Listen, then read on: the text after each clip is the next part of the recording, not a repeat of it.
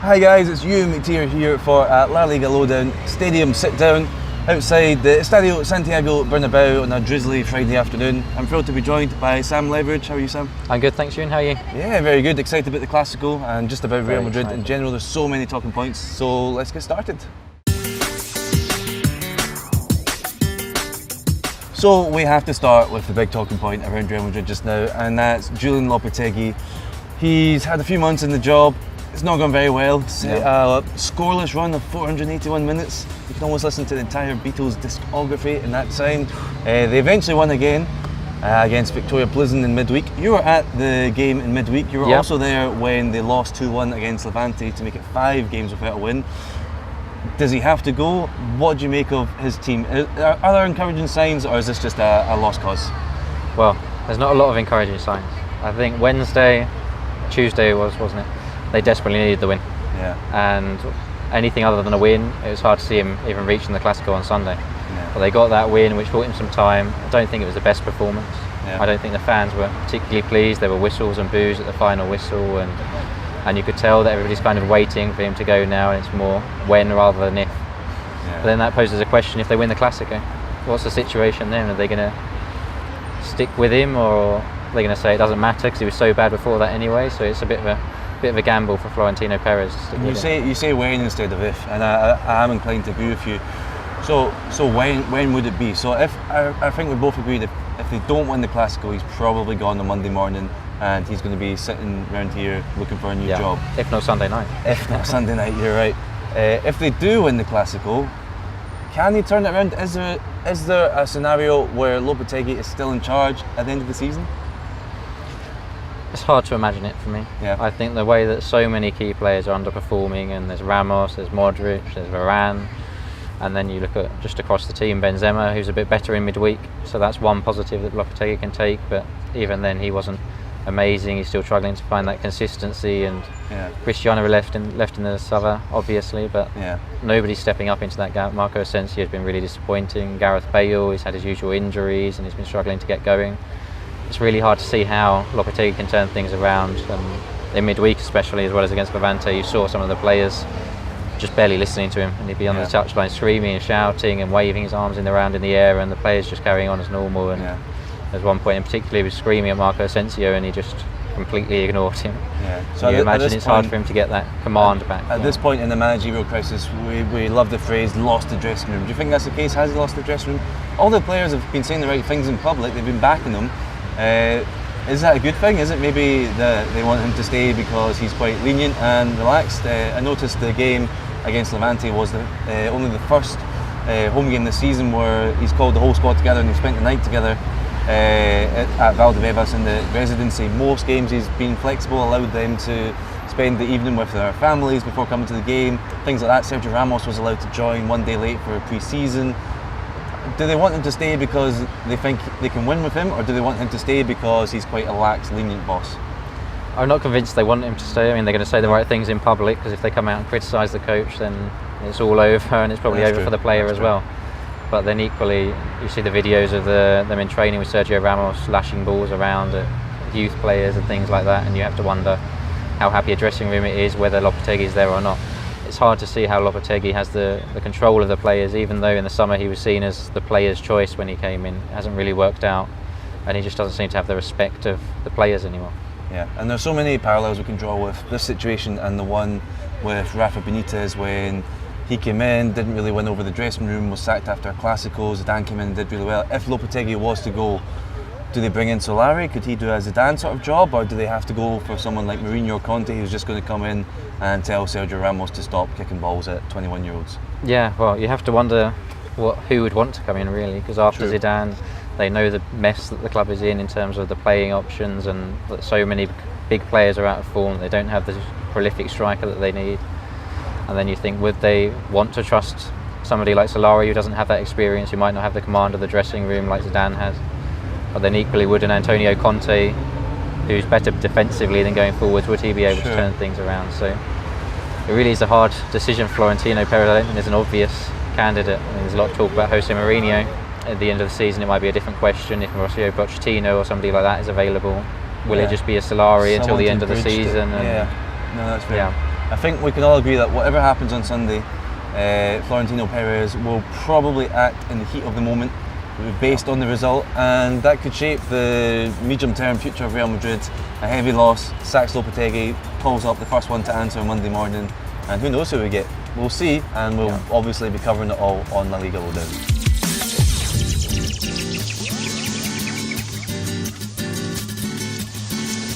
So the next section we're going to talk all about Álvaro Odriozola. He was the big right back signing in the summer. He was coming in after a year of Achraf Hakimi kind of not really being a reliable right back, back up to Dani Carvajal. Odriozola was supposed to be the guy for whenever Carvajal was suspended, injured or ill as he was last season. Already he's been injured for a few weeks. He's missed 5 matches, he's going to miss a few more. But Odriozola isn't playing all of the games. Against Sevilla, Nacho was put in at right back in the absence of Carvajal. And the other day against Victoria Plzen, which you saw, it was Lucas Vázquez. Is there a reason to be concerned that Lopetegui doesn't seem to trust Odriozola? I think so. It's baffling. I really can't understand it at all, because Lopetegui was the one who called Odriozola up to the Spain squad, and then in the summer there was all this talk about how he really advocated that signing, and it was part of the club's policy with young Spanish players, and it seemed like the perfect deal really, and there were questions, did they need to spend that much on a right back when they got Carvajal? But then he's not playing. Against Victoria Plzen, you have to wonder why he's not playing. If he's not playing regularly against a weak team in the Champions League, why is he not getting that game time? It's all a bit odd. And we saw it last season at points through necessity that Lucas Vázquez played at right back under Zidane. I remember in the Bayern Munich games, and he was okay, but defensively he was very, very shaky. I'll throw this to you. Maybe Odriozola is so important, is doing so well, that Lopetegui just wanted to protect him, keep him in protective casing ahead of the Clásico, knowing that Carvajal's already out. He couldn't risk Odriozola becoming injured as well, or getting fatigued, and maybe he just wanted to put Lucas Vázquez in against a team that, to be honest, they were probably always going to beat. Possibly, yeah, you could say that. But try and spin this in a positive for the Odriozola having family. Played so few games, it's hard to imagine what his thinking is. But of course, he could just be doing it to rest him, and then his pace, if Barcelona go with somebody like Dembele on the left, then that could be really valuable to have at the Camp Nou. So do you think he will start on Sunday at the Camp Nou? I think it's the obvious choice. But then Lopetegui's shown that he doesn't always go with the obvious choice. I think it'll say a lot about his mindset for the game, and it'll be a big statement if he does leave out Odriozola. I can see if he goes for Nacho to add a bit more defensive stability, then it's not really sending out the best message if we want to go for the win. But then with his job on the line, he might just think, if I play Odriozola, if we get exploited at the back, then it's worth it to have a better chance of winning, have a bit more in attack. Maybe if he played Vinicius Junior right back, the guys up in the offices would love that, and he may get to stay for another week. Well, that's the right back debate. Let us know what you think in the comments. Who's going to play on Sunday in the Clásico? We'll see who's right. I think Odriozola, you're inclined to believe the same, but to be honest, it wouldn't surprise me if Nacho or Lucas Vázquez got the call.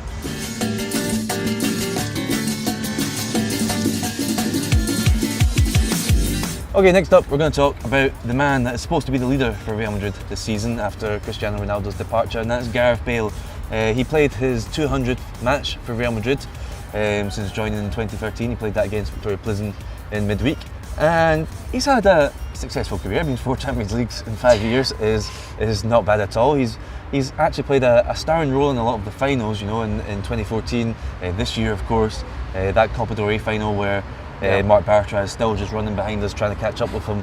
He's had some very good moments, but there have been a lot of lows as well. He's played 200 games, but in that time he's missed 103 as well. 2 of them for suspension, 2 of them for flu, and the rest, as we all know, for injury.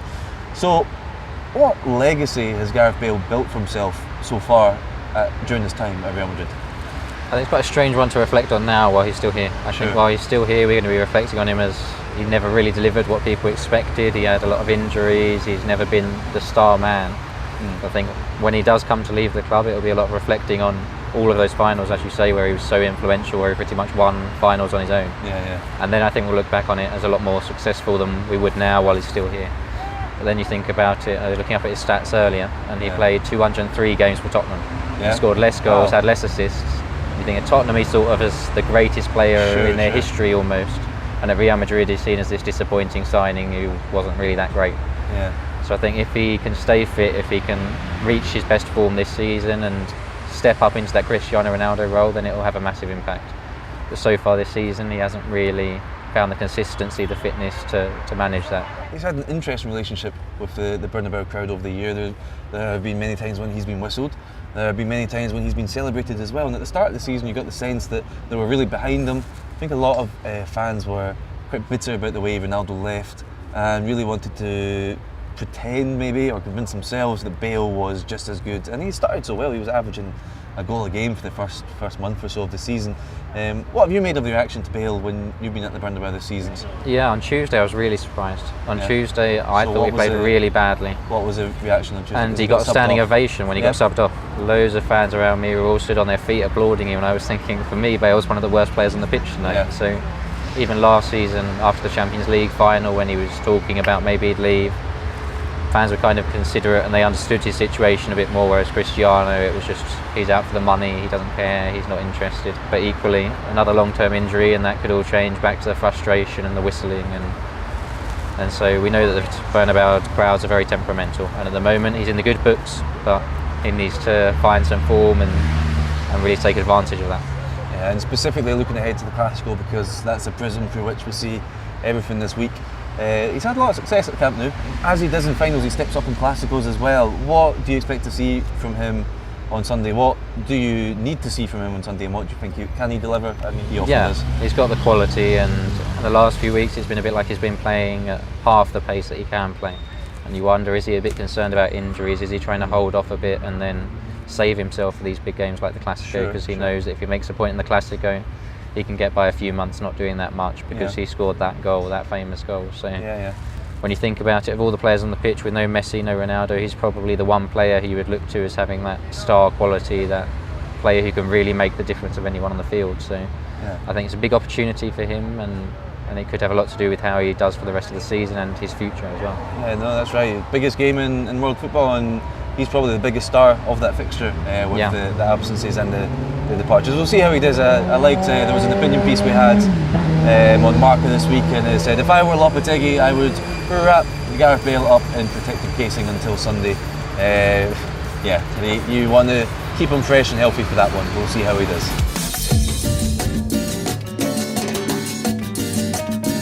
Finally, we're going to still maybe reflect on Bale a little bit and put it through the question of, is Bale enough for Real Madrid? Cristiano Ronaldo has departed. They're trying to replace him with a combination of Bale, Benzema and Asensio. They were all at the club already. They signed Mariano, sure, that's great, but I think that was more just to avoid Sevilla getting them. Do they need a striker in January? There's been rumours of Zlatan. Hazard is continually linked. Do they need to sign someone, and if they do, is it in January? It's a difficult one because they do have so many options up there at the moment, with Asensio, with Vinicius, with Mariano, but then you're also thinking they don't have that one player who you think is going to score 40 goals this season. But then again, you look at the market and you see who's available. You think, is Zlatan at his age really going to be the man to come in and solve that problem? No. And then who else is really available? Is there? Do you go for a Hazard, who's not such a centre forward, and then would he be stepping on the toes of Asensio and Bale? And there's not an obvious choice for them, so you wonder if it's even worth considering in January, if they're better off just waiting for the summer and planning a big move for a Neymar or an Mbappe, who both seem difficult at best to get. Sure. But in January it might just be another signing like a Mariano, who kind of ties them over, who gives them that option from the bench, who isn't great but he's not that bad either. And just trying to fill a gap in the squad basically. Yeah. What would you grade Real Madrid's approach in the summer to replacing Ronaldo? Because they did bring in Mariano, but that seemed very much making the most of an opportunity that presented itself to them, rather than proactively trying to find solutions for the departure of your all-time record goal scorer. How would you grade their efforts in the summer? Because I wasn't very impressed. No, I wasn't either. I'd say a D or an E maybe even. It was that bad, but again you have to sympathise with them and say who was available. And true. There was a lot of talk in the summer about how they were looking in the market, but Florentino Perez didn't want to spend silly money on someone. You think, now you look at it and you think, is 300 million for an Mbappe, is that, it's crazy money, but in the current market, really they needed a big marquee signing, even if it wasn't a striker, just somebody they could come in and idolise, and they've tried to do that a bit with Luka Modric, making him the player who steps up for the Ballon d'Or and the best. But I think really the only big names that would satisfy the most demanding Real Madrid fans would be somebody like Mbappe or Neymar.